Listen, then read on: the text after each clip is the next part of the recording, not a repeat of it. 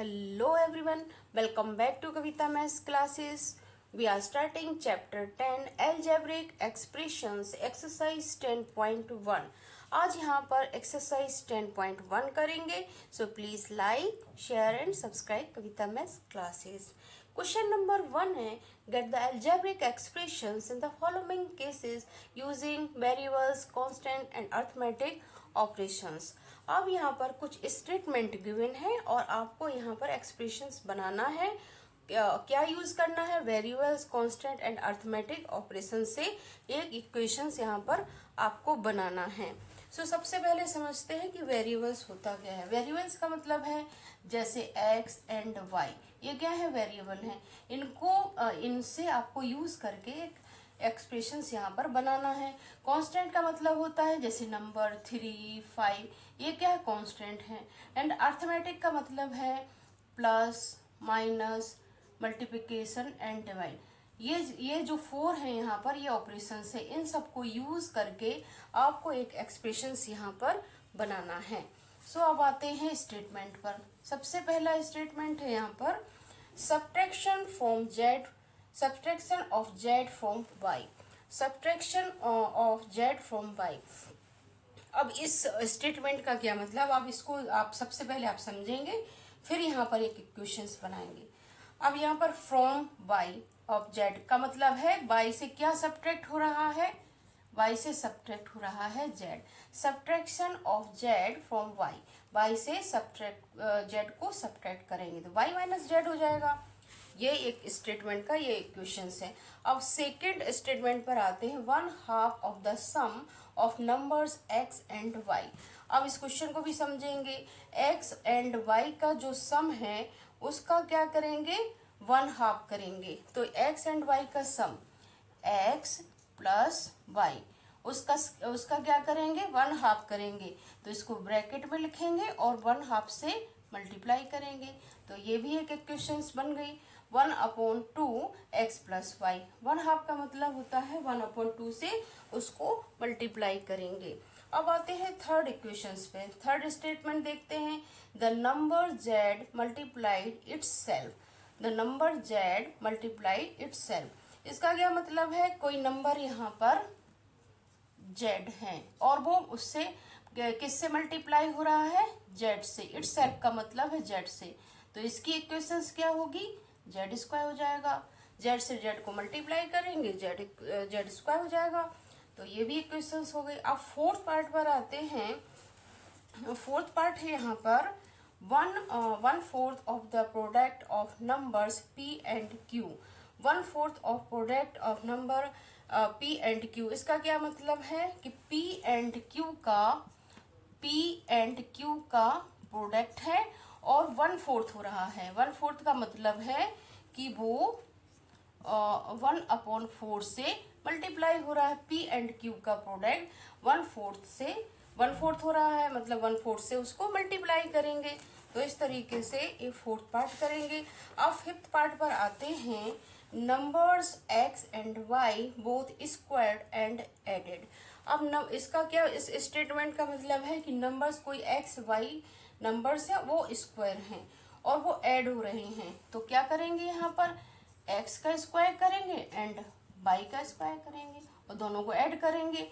Numbers x and y both square and added.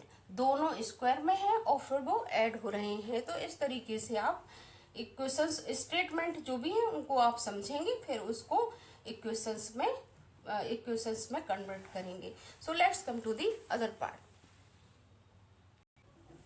अब आते हैं नेक्स्ट पार्ट पर. यहाँ पर 6 पार्ट है. Number 5 added to 3 times the product of numbers m and n. अब इसका क्या मतलब है? कोई नंबर 5 है वो ऐड हो रहा है. किससे ऐड हो रहा है? अब यहाँ लिखेंगे कोई नंबर 5 है वो ऐड हो रहा है. किससे ऐड हो रहा है? 3 times the product of numbers m and n. m n के प्रोडक्ट से वो ऐड हो रहा है और उसका 3 टाइम्स है. मीन्स यहाँ पर m n कोई प्रोडक्ट है और उसका 3 टाइम्स हो रहा है तो उसको 3 से मल्टीप्लाई करेंगे. 3mn + 5. Number 5 added to 3 times the product of numbers m and n। m n का प्रोडक्ट है 3 टाइम्स है और वो ऐड हो रहा है 5 से। तो यहाँ पर ये इक्वेशंस बन गई, यहाँ पर इक्वेशंस बनी। अब आते हैं 7th पार्ट पर। Product of numbers y and z subtract from 10। अब इसका मतलब समझेंगे। फ्रॉम 10 तो सबसे पहले क्या हो रहा है, 10 से कोई नंबर यहाँ पर सब्ट्रैक्ट हो रहा है। Product of numbers y and z, y and z का जो प्रोडक्ट है वो 10 से सब्ट्रैक्ट हो रहा है। प्रोडक्ट का मतलब होता है y एंड z का मल्टीप्लाई। तो 10 माइनस वाई जेड, तो इस तरीके से इक्वेशंस हो जाएगी। अब आते हैं लास्ट पार्ट पर। Sum of numbers a and b subtracted from their product. अब क्या हो रहा है यहाँ पर, sum of number a and b, सब कोई नंबर यहाँ पर a एंड b सब्ट्रैक्ट है और फ्रॉम देयर प्रोडक्ट। अब वो यहाँ पर किससे सब्ट्रैक्ट हो रहा है, a और b के प्रोडक्ट से। तो यहाँ पर क्या कैसे इक्वेशंस बनेगी, यहाँ पर बनेगी a एंड b किस चीज से सब्ट्रैक्ट हो रहा है, sum of numbers a and b। अब यहाँ पर a प्लस b करेंगे, वो भी ब्रैकेट में करेंगे क्योंकि a b से वो सब्ट्रैक्ट हो रहा है। और किस चीज से, a प्लस b किससे सब्ट्रैक्ट हो रहा है, ए बी के प्रोडक्ट से। तो a b minus a plus b. तो यहाँ पर एक एक क्वेश्चन हो गए। ये यहाँ पर इस क्वेश्चन का लास्ट पार्ट था। अब आते हैं नेक्स्ट क्वेश्चन पर। अब आते हैं क्वेश्चन नंबर 2 पर। क्वेश्चन नंबर 2 है आइडेंटिफाई। क्वेश्चन नंबर 2 में 2 पार्ट है। यहाँ पर फर्स्ट पार्ट करेंगे identify the terms and their factors in the following expressions, so the terms and factors by tree diagram। अब यहाँ पर इस क्वेश्चन में कुछ स्टेटमेंट, यहाँ पर कुछ इक्वेशंस गिवन है और आपको उनको टर्म्स एंड फैक्टर यहाँ पर बताना है। और टर्म्स एंड फैक्टर बताना है, शो करना है ट्री डायग्राम से। ट्री डायग्राम से आपको फैक्टर एंड टर्म्स यहाँ पर आइडेंटिफाई करना है। तो आते हैं फर्स्ट पार्ट, ए पार्ट पर आते हैं। ए पार्ट यहाँ पर x माइनस थ्री। अब इसमें आपको टर्म्स भी बताना है और फैक्टर भी बताना है और ट्री डायग्राम से आपको शो करना है यहाँ पर। तो इसमें 2 टर्म्स हैं, x है और -3 है। यहाँ पर 2 टर्म्स है। अब यहाँ पर ट्री डायग्राम से कैसे बताएंगे, यहाँ पर ऐसे डिवाइड करेंगे 2 पार्ट्स में। यहाँ पर x ये एक टर्म्स है और -3 ये क्या है, टर्म्स। इसको आपको बताना होगा कि ये टर्म्स हैं। और फैक्टर क्या है, अब इन टर्म्स के अंदर भी फैक्टर होते हैं। तो यहाँ पर 1 है और x, 1 और x से मिलके बना है x। तो यहाँ पर ये 2 फैक्टर हैं और इसका एक ही फैक्टर है। तो ये क्या चीज़ है, ये शो कर रहा है फैक्टर को। तो आपको यहाँ पर फैक्टर लिखना होगा। ये है टर्म्स, ये है फैक्टर। तो अब यहाँ पर यहाँ पर इस तरीके से आप डायग्राम बनाएंगे ट्री मेथड से, ऐसे करेंगे और 2 पार्ट्स में इसे डिवाइड करेंगे।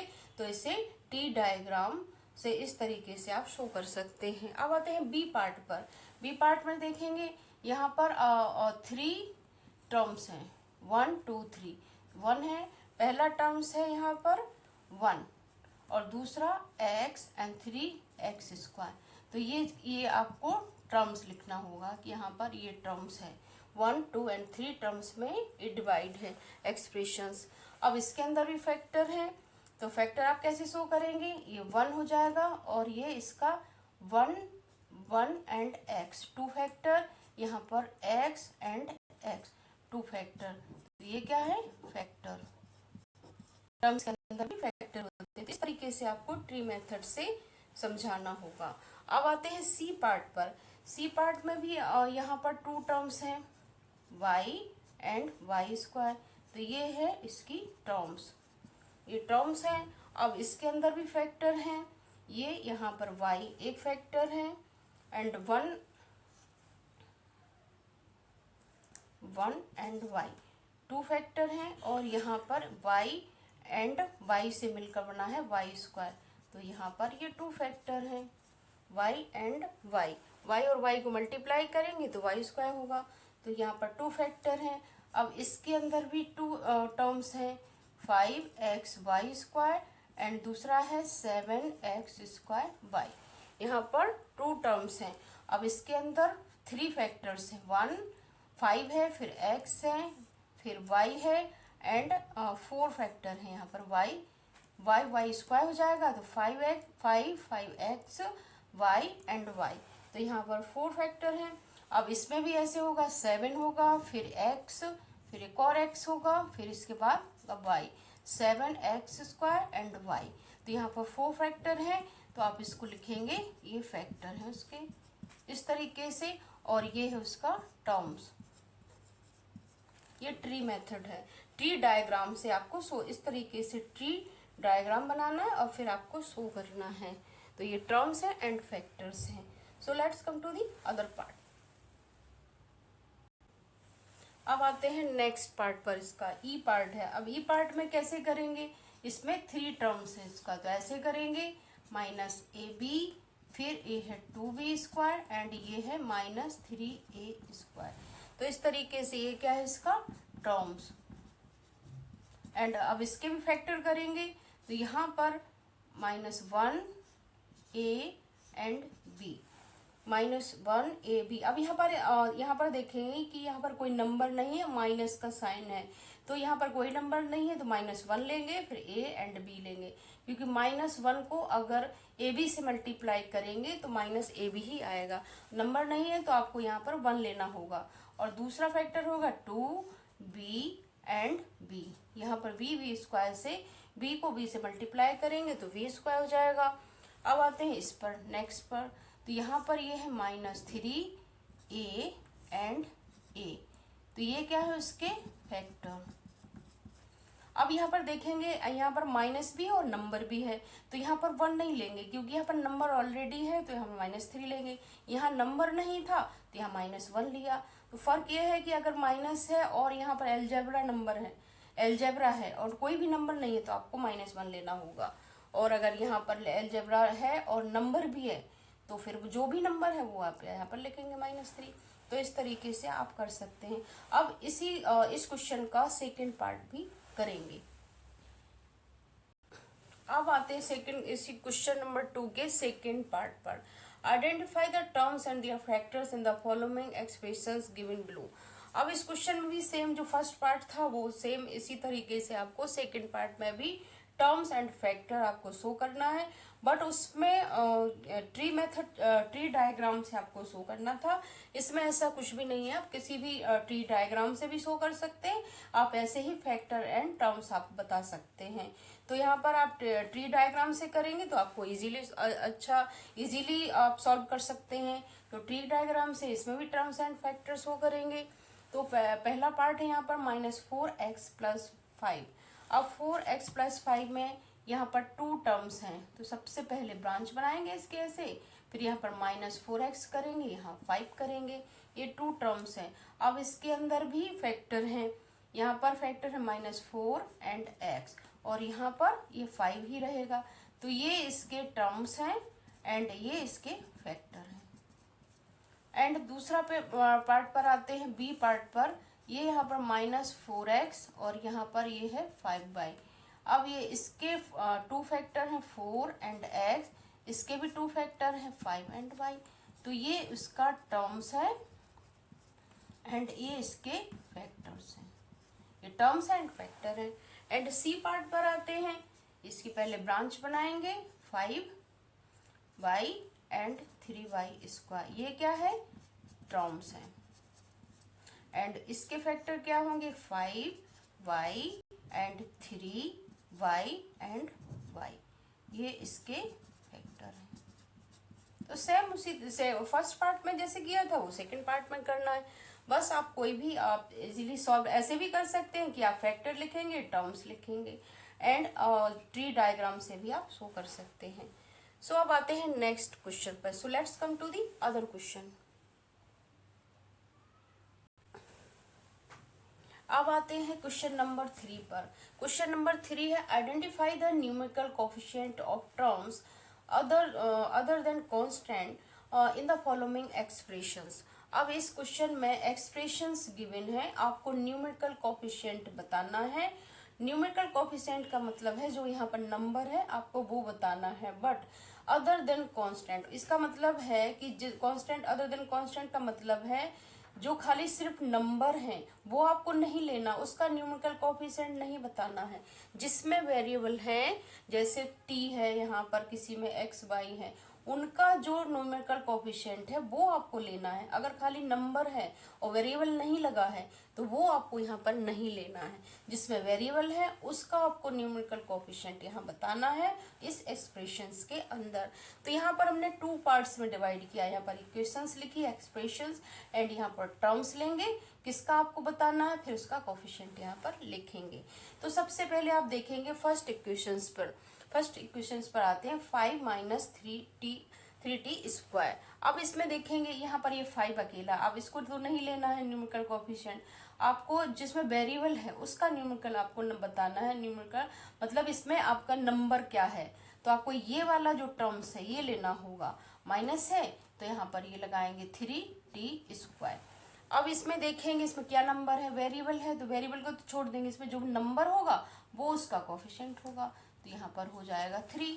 तो इस तरीके से आपको लेना है। अब इसमें देखते हैं 1 है, t है, प्लस t है, t क्यू है, तो यहाँ पर 1 तो छोड़ देंगे, आपको जो वेरिएबल है उनको यहाँ पर लेंगे, t plus T square plus T Q यहाँ पर। अब यहाँ पर 3, इसमें देखेंगे इसमें t है, ये भी वेरिएबल है, तीनों वेरिएबल है, पर यहाँ पर कोई नंबर नहीं है। जब 1 नंबर नहीं होगा तो यहाँ पर t का 1 हो जाएगा, टी स्क्वायर का 1 होगा, टी क्यू का भी 1 होगा। कोई नंबर नहीं है, वेरिएबल है, तो आपको 1 लेना होगा, तो वो उसका कोएफिशिएंट होगा। अब इसमें x है, प्लस 2xy है, प्लस 3y है, तो ये तीनों ही यहाँ पर टर्म्स लेने होंगे, x भी लेना होगा, 2xy भी लेना होगा, एंड 3y भी यहाँ पर लेना होगा। अब इनके देखेंगे न्यूमेरिकल कोएफिशिएंट कौन सा है, तो x का 1 होगा, x y का यहाँ पर 2 नंबर है, y का यहाँ पर 3 है, तो यहाँ पर इसका कोएफिशिएंट 1, 2 एंड 3 होगा। अब यहाँ पर फोर्थ पार्ट पर आते हैं, 100 मीटर 100 m है यहाँ पर, एंड प्लस 1000 n है, ये भी यहाँ पर भी वेरिएबल लगा है, यहाँ भी वेरिएबल, तो इसको भी लेंगे 100 m एंड 1000 n। अब इन दोनों का कोएफिशिएंट देखेंगे तो इसका नंबर 100 है और n का कोएफिशिएंट होगा 1000, तो इस तरीके से लेंगे। अब इसमें भी देखेंगे, इसमें भी इक्वेशंस में वेरिएबल, यहाँ भी वेरिएबल है, तो यहाँ पर minus P square Q square है, एंड यहाँ पर 7pq है। अब इसमें कोई नंबर नहीं है तो -1 लेंगे, इसमें इसका pq 7pq का 7 है, तो इस तरीके से नंबर लेंगे और वेरिएबल छोड़ देंगे, यहाँ 7 हो जाएगा। अब इसके और भी पार्ट है, so let's come to the other part. अब इसका लेते हैं, अब 6 पार्ट पर आते हैं इसका, तो यहाँ पर है 1.a प्लस 0.8b, यहाँ पर वेरिएबल है, यहाँ पर वेरिएबल, इक्वेशंस को लेंगे, टर्म्स को लेंगे 1.a एंड 0.8b। अब इसका कोएफिशिएंट देखेंगे, न्यूमेरिकल 1.2 है, इसका है 0.8।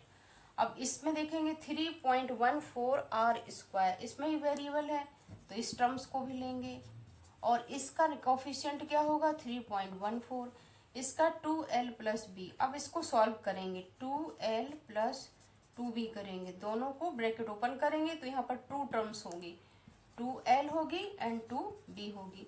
2l का कोएफिशिएंट 2 है, 2b का भी 2 होगा, तो इस तरीके से इसको सॉल्व कर लेंगे तो 2 टर्म्स यहाँ पर हो जाएंगी। अब इसका लेंगे 0.1y and 0.01y square, 2 terms यहाँ पर भी होगी, 0.1 होगा और y स्क्वायर का होगा 0.01, इसके सिर्फ नंबर लेंगे। तो इस तरीके से आप न्यूमेरिकल कोएफिशिएंट निकाल सकते हैं। So let's come to the other question. अब आते हैं क्वेश्चन नंबर 4 पर। क्वेश्चन नंबर 4 है, यहाँ पर 2 पार्ट हैं। अब ये पार्ट करेंगे, सबसे पहले identify the terms which contain x and give the coefficient of x। अब इस क्वेश्चन में क्या करना है कि यहाँ पर कुछ एक्सप्रेशंस हैं, उसमें आइडेंटिफाई करना जिस एक्सप्रेशंस के टर्म्स में x आता है वो यहाँ पर आपको बताना है, और उनका कोएफिशिएंट भी यहाँ पर निकालना है। जिसमें x हो जिस टर्म में, वो आपको यहाँ बताना है और उसका कोएफिशिएंट भी फाइंड करना है। तो यहाँ 2 पार्ट में हमने डिवाइड किया है। पहले यहाँ पर एक्सप्रेशंस लिखेंगे, फिर टर्म्स कंटेन x करेंगे और कोएफिशिएंट ऑफ x निकालेंगे। तो अब इस एक्सप्रेशन में फर्स्ट पार्ट पर यहाँ पर देखते हैं कि एक्सप्रेशन क्या है, y square x plus y. अब इसमें इससे तो कोई मतलब नहीं, क्योंकि आपको सिर्फ एक्स के कंटेंट वाला टर्म्स लेना जिसमें एक्स है। तो इसमें वाई है तो इसको तो छोड़ देंगे, सिर्फ इसको देखेंगे तो इसको लेंगे वाई स्क्वायर एक्स। अब इस टर्म्स को लेंगे और इसका कोफिशिएंट एक्स का आपको निकालना है। जिस वेरिएबल का आपको कोफिशिएंट निकालना है उसको छोड़ देंगे, और जो भी उसके मल्टीप्लाई में उसके साथ होगा वो उसका कोफिशिएंट होता है। तो उसका कोफिशिएंट होगा वाई स्क्वायर, क्योंकि यहाँ पर सिर्फ वाई स्क्वायर है और एक्स को आपको छोड़ना होगा क्योंकि एक्स का कोफिशिएंट आपको निकालना है। अब इसमें देखेंगे 13y square minus 8y x. अब इससे भी आपको मतलब नहीं, सिर्फ इस टर्म्स को आपको लेना है 8y एक्स, इसको लेना है क्योंकि यहाँ पर x है, ये x का आपको कंटेंट लेना है।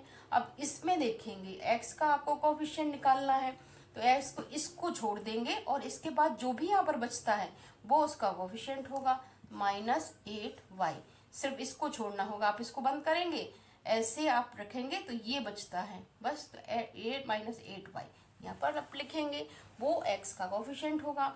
अब इसमें y नहीं लेंगे, z लेंगे, सिर्फ x ले लेंगे। तो x का कोफिशिएंट यहाँ पर क्या होगा, कोई भी चीज नहीं है तो यहाँ पर 1 कर देंगे।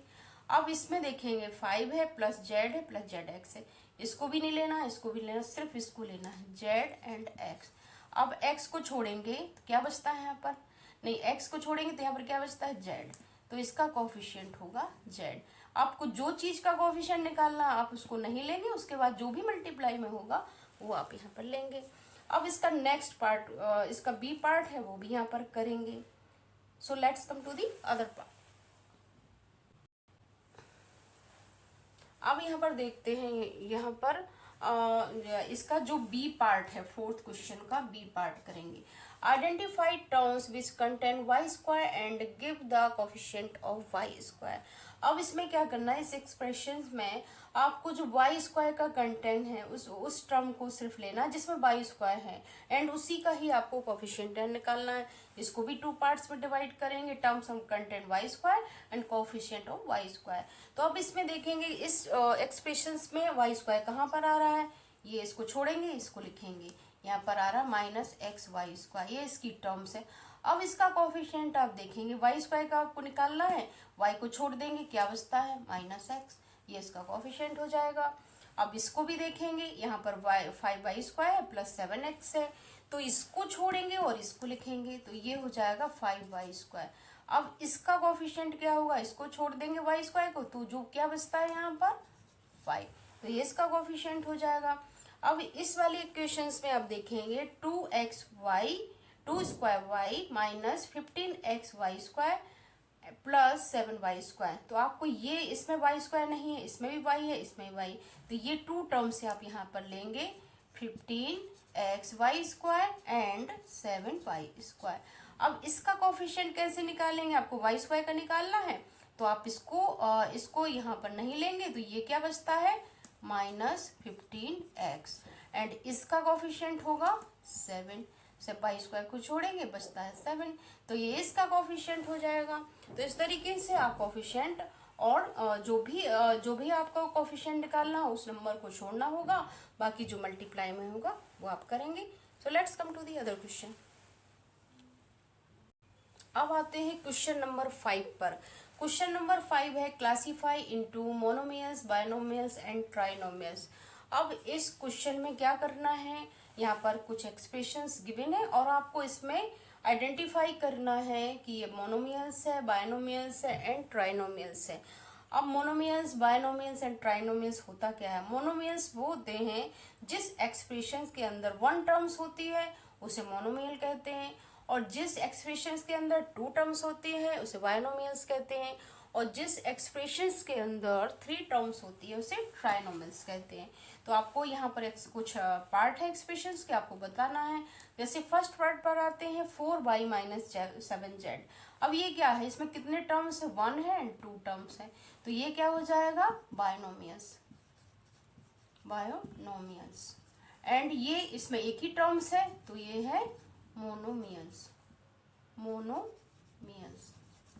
एंड ये बायनोमियल्स है, मोनोमियल्स है। एंड ये क्या है, इसमें कितनी टर्म्स है, x plus y minus x by 3 terms है, तो ये हो जाएगा ट्राइनोमियल्स, ट्राइनोमियल। एंड ट्राइनोमियल हो जाएगा। एंड ये क्या है, 100। अब यहाँ पर कुछ भी नहीं है, सिर्फ एक ही टर्म्स है, तो ये हो जाएगा मोनोमियल्स, मोनोमियल्स हो जाएगा। यहाँ पर कितनी टर्म्स है, 1 2 3, ये 3 टर्म्स है, तो ये ट्राइनोमियल्स हो जाएगा। तो आपको बस इसी तरीके से टर्म्स देखना है और आपको बताना है, ये ट्राइनोमियल्स हो जाएगा। So let's come to the other part. अब आते हैं अदर पार्ट पर। 6 पार्ट है यहाँ पर। इक्वेशंस क्या है, 5 इक्वेशंस है यहाँ पर, 5 3t। अब यहाँ पर क्या है, 2 टर्म्स हैं, तो ये क्या हो जाएगा, बायनोमियल्स, बायनोमियल्स। यहाँ पर 2 टर्म्स है, तो ये क्या हो जाएगा, ये भी बायनोमियल्स है। इसमें एक ही टर्म्स है, तो मोनोमियल्स हो जाएगा। एंड यहाँ पर 1 2 3 टर्म्स है, तो ये ट्राइनोमियल्स हो जाएगा, ट्राइनोमियल्स हो। तो इस तरीके से आप इसे सॉल्व कर सकते हैं। So let's come to the other question. अब आते हैं क्वेश्चन नंबर 6 पर। क्वेश्चन नंबर 6 है, state whether given pair of terms is of like और अनलाइक टर्म्स। अब इस क्वेश्चन में कुछ पेयर गिवन है और आपको बताना है कि इसमें से लाइक टर्म्स कौन से हैं और अनलाइक टर्म्स कौन से हैं। तो आपको लाइक टर्म्स क्या होते हैं, लाइक टर्म्स वो होते हैं जिसके वेरिएबल सेम होते हैं, वो लाइक टर्म्स होते हैं। वेरिएबल मतलब एक्स वाई जेड, ये होते हैं वेरिएबल, उनको सेम होना चाहिए, तो वो होते हैं लाइक टर्म्स। अनलाइक टर्म्स वो होते हैं जिनके वेरिएबल सेम नहीं होते हैं, तो वो होते हैं अनलाइक टर्म्स। तो इस तरीके से आप like terms and unlike terms आप बता सकते हैं। तो ये वाला पेयर आप देखेंगे, इसमें लाइक टर्म्स कौन से हैं, और ये वाला 1 एंड 100। यहाँ पर वेरिएबल नहीं है, नंबर है, तो ये क्या है, ये दोनों कांस्टेंट है, तो ये क्या है, लाइक टर्म्स, ये लाइक टर्म्स है। एंड अब इसमें देखेंगे -7x है और 5/2x है, तो नंबर से इसको मतलब नहीं है, आपको सिर्फ पीछे का जो वेरिएबल है वो आपको देखना है कि सेम है या नहीं है। यहाँ भी x है, यहाँ भी x है, तो ये भी लाइक टर्म्स है, ये भी लाइक टर्म्स है। अब इसमें देखिए -29x है, यहाँ -29y है, तो नंबर तो सेम है पर वेरिएबल क्या है, डिफरेंट है, यहाँ पर x है, यहाँ y है, तो ये अनलाइक टर्म्स है, ये अनलाइक है। अब इसमें देखेंगे 14xy है, 42yx है। अब xy और yx भी सेम है, क्योंकि xy करो या yx सेम ही होगा, तो ये भी लाइक टर्म्स होंगे, ये लाइक टर्म्स है। एंड इसमें देखेंगे 4m² है, यहाँ 4mp² है, यहाँ पर m² है, यहाँ m नहीं है, p है, p² है, तो ये अनलाइक होगा। आपको इसे बहुत ध्यान से देखना होगा, ये अनलाइक टर्म्स है। तो आपको दोनों जो पेयर होंगे या कोई भी होगा उसके आपको वेरिएबल देखना होंगे कि लाइक टर्म्स है, अनलाइक टर्म्स है, तो वो आपको इजीली होगा। वो से आप प्लस भी कर सकते हैं, माइनस है। लाइक और अनलाइक टर्म में क्या होता है कि लाइक टर्म्स जो होते हैं वो प्लस माइनस सब्ट्रैक्ट या ऐड कुछ भी हो सकता है, बट जो अनलाइक टर्म्स होते हैं वो कभी ऐड नहीं हो सकते, ना ही सब्ट्रैक्ट होंगे, तो वो अनलाइक टर्म्स होते हैं। सो आई होप आपको इजीली समझ आ गया होगा। So this exercise is finished. So I hope you have understood this exercise very well. Thanks for watching this video. Like, share and subscribe Kavita maths classes. अगर ये video आपको अच्छा लगता है तो प्लीज़ लाइक कीजिए, सब्सक्राइब कीजिए। Bye bye.